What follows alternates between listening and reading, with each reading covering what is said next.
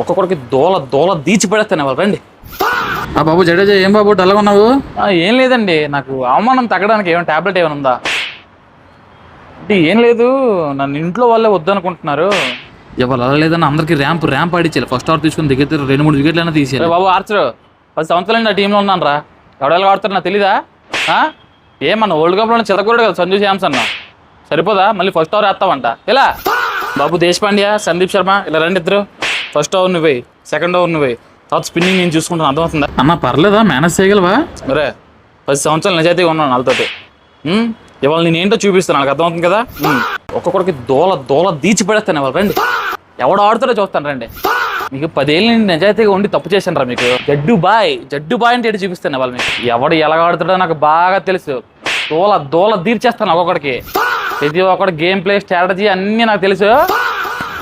సరే అందరూ బాగా ప్రిపేర్ అవ్వండి, ఓకేనా? జాగ్రత్త. జై సిఎస్కే, జై ఆర్ఆర్.